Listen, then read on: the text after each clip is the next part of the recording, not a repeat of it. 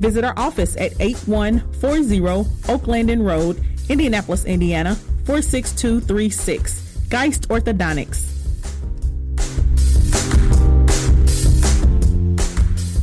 All right, welcome back to Let's Go There radio show. We're continuing the conversation. So, Holland, who's spoken to your life? So I'm kind of piggybacking off of what Miss Tia has already said. I would say my mom. Like I said, I'm an only child. My mom was a single parent, and I believe a lot of the things that she did and did not accomplish, she definitely tried to pass the torch on to me. And what I really appreciate about my mom and my grandparents, because I grew up with them, is that she did not sugarcoat anything. She didn't sugarcoat when it was hard, when she had to work 3 jobs, when she was like, look, we can't do Christmas this year, but you'll have something eventually. I appreciate that because it showed that she was human. She didn't try to fake it till she make it. That she didn't let pride get in the way of her trying to be a good parent. And so I think watching her, I don't want to say struggle through it, but just be normal allowed me to be okay when I feel like I dropped the ball, or if I didn't understand which way to go. So she had me when she was 20 and, was on a full ride track scholarship at Tennessee State University, and had to come home and make it work. And so watching her and even just live out, her life and still accomplish her goals has really pushed me to say nothing can stop you from being where you need to be and getting there. And I'll just share this. My boss recently told me, she said, I juggle a lot of balls. She said, but I try and drop the rubber ones, not the glass ones. Wow. And I said, wow, that's deep. Because she said, I'm going to drop something. It's going to happen, So don't be surprised. But it's when you understand the priority of which ball should be dropped, when you can bounce back. So definitely my mom. Miss I'm going to Latia. piggyback off of everybody else. My mom's spirit. Basically, watching her and going through everything that she went through, and having to take on my brothers at an early age. I had to take care of 3 brothers at a very early age. I felt like there was nothing I couldn't do. I've always been a risk taker, even in failure. Even if I failed at things, it was a lesson, like you said, and I chose to learn from those lessons, and they helped me propel to every level I was on. So I've always had the confidence because she gave me the confidence. And so from then on, after you go through things and you go through experiences and you fail and then you make it and you grow, I've just always had the confidence and believed in myself that I could do anything. And that's something that can't be bought, and I don't know how it's there. I can't get it from nobody else. It's just always something that has always been in me, always. First Lady. I think as many of you, I was thinking about it when you were saying, my family didn't communicate. No one talked about anything. So I'm thinking like, well, who spoke something into my life? I mean, they didn't even check my homework, let alone. So I'm thinking about what was it? Because my mother was 17, my dad was 18, so I had young parents. But I had this reverence for my grandparents. They didn't talk or say anything, but I had this reverence for them. And I wanted to do good for them. And I always remember my grandmother made sure comb her hair, make sure this is done. If Alicia needs something similar, it was a whole family affair. If I wanted to go out for basketball, Auntie would buy the shoes, Grandma would buy us a coat. It was a family affair. But I always had this reverence, which caused me to make those decisions. So it's like, I'm going to go to college out of respect for them. And then I knew if I went to college, then my 3 brothers would follow suit and do the same thing. But learning that, and that probably more than likely it came from getting saved at an early age. Even though I made a lot of silly mistakes, I knew how to pray. I mean, I would lose a sock and I was going to pray for that to find that sock so I wouldn't get in trouble. So I've been praying like all my life. It's like if something and living in the hood, praying to be safe and praying to walk to school safe, praying that the crackhead didn't mess with you or the heroin addict didn't mess with you. So I always knew how to pray, but that was because of that reverence that I had, that knowing this is what we do. We go to church. You know, you don't listen to secular music on Sundays. You know, it was just certain things that they did instill within me. So if I would have to say, it would be that my whole family, like many of us, watching those positive things in my family and realizing that, okay, they are watching me. And they want to make sure that I do the best. Like Charlotte said, you know, her mom said, you better not mess this up. You know, if your family invested in you to go to college, and you better not mess that up and continue to move forward. My grandmother, one of the things that made me feel so good was in picking my husband. She was like, you did good. And, you know, nothing else like grandma. But what she was telling me was like, I picked a good one. So if grandma said I picked a good one, you know, that I did good. And just those little things matter. But I think that's why now I over-communicate with my children because I want them to know the truth. I don't want them to have to take the detour and go through all the hell that I went through to learn things. Because sometimes we can save them by our words and sharing with them. They can't say no one told them. That's right. Very good. Spoken to your life. I would say it's changed over the years. So initially, my grandmother spoke into my life. My mom was 15 when she got pregnant, 16 when she had me. And so my grandmother's thought was that I'm going to take care of my baby. Like, she sees me as a daughter and not a grandchild.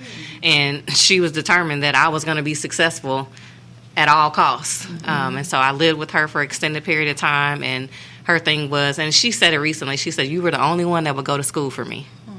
And so I never thought about that. You know, to me, I was just like, I'm going to graduate high school, go to college. But that was just her dream. Like, she just wanted somebody, because the importance of education, she wanted somebody, and her kids didn't go for whatever reason. And she was like, you were the only one that went to college for me. So that spoke volumes to me, to know that I was able to make her proud. And just over the years, I would say when I got to Spelman, I had a sisterhood there. That's where I kind of really learned about just really starting to embrace, you know, us as sisters and women. So I had a group of friends that freshman year was 10 of us. And we stuck by each other like thick as thieves just to get through that year. And then, you know, graduated, came back here to Indy in 2002 and met First Lady. And she began speaking into my life. And it was just, I don't even know how we connected with education, because I wanted to go back to school and get my teaching license. And I just randomly went up to her one day after service and was like, I'm trying to do this.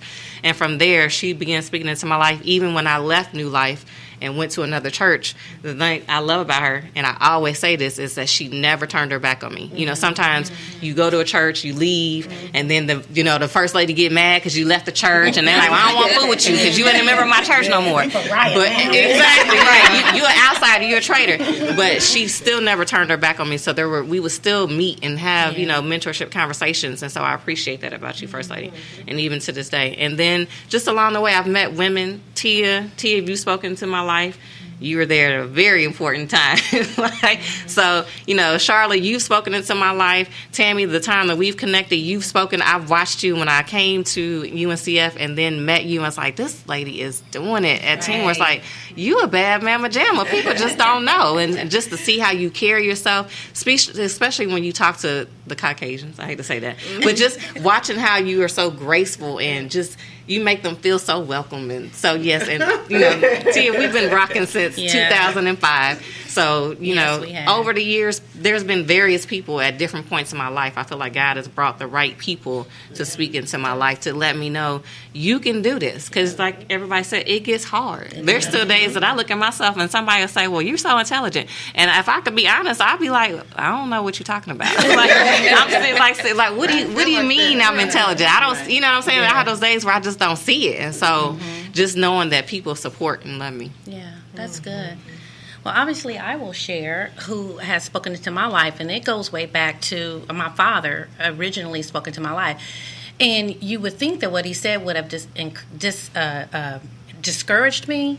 I got pregnant when I was 18 years old, and that was not what he expected for me to do. And when I told him, he said, man, I sure want it better for you. He almost was kind of like, dang, your life is going to be downhill from here, right? And I remember that really stuck in my heart and my spirit. And from that moment, I said, I'm not going to be that statistic. I am going to be somebody. And I really believe that I could be somebody. And whatever that somebody was for me, right? It didn't necessarily have to be on a stage, naming lights, but I was going to be something. And I felt like I really wanted to prove to not only him, but to myself that just because this happened to me would not dim my value and who I was really supposed to be. And I really believe that. So he spoke into my life in a very early age to really told me that he really believed that I was somebody. So that helped me, everything that I've done going forward, challenges, problems, the whole nine. But I've always had this thing in me where, I'm supposed to have more. I'm supposed to do more. For real. I don't know how, but it's supposed to be more for me. So, and not only that, but there have been a lot of people that have spoken into my life over the years. I mean, I'm a student of self care and always trying to learn and self-develop myself. So I've read a lot of books. I've listened to a lot of podcasts. I mean, you just name it. A lot of that has encouraged and spoken into my life in terms of just moving forward when things get really hard and when things get really tough. So, yeah. So that's who's spoken into my life. So, Awesome. Good. Awesome. All right. So let me ask this final question. What would you say to any beautiful black queen out there that really doesn't even know or believe that they're a queen or that they even deserve this title? What would you say to them out there that's listening? What would you say?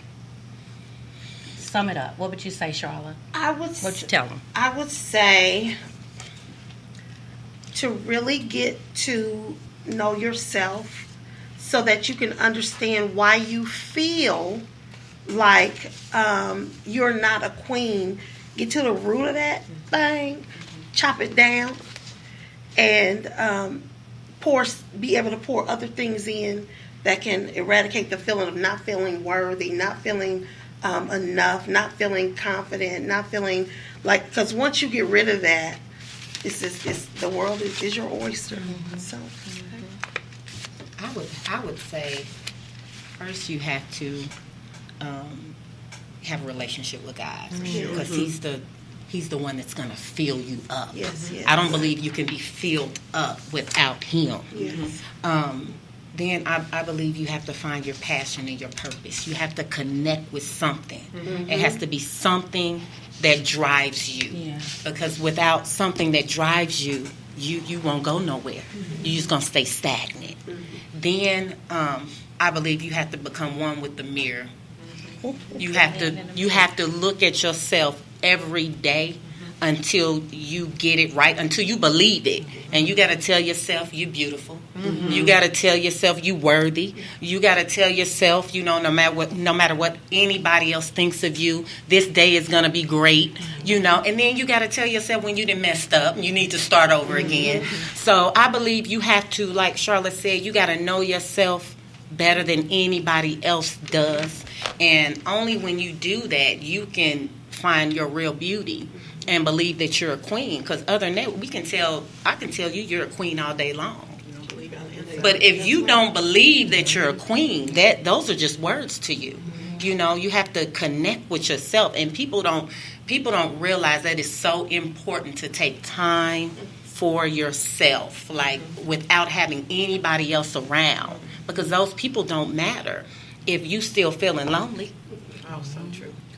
a whole bunch of people around and feel And got a room full of folks and you're still alone. So true. You're still alone. So true.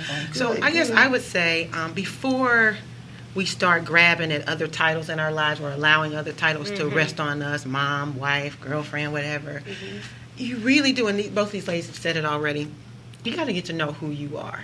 And that takes some time. And most of us are not ready to do that at 25, even 25, 23. You know, I have a daughter. She's 25. She's about to turn, I think, 25, about to turn 26. So we have this rule in my house between she and I will not pay for a wedding before you're 30.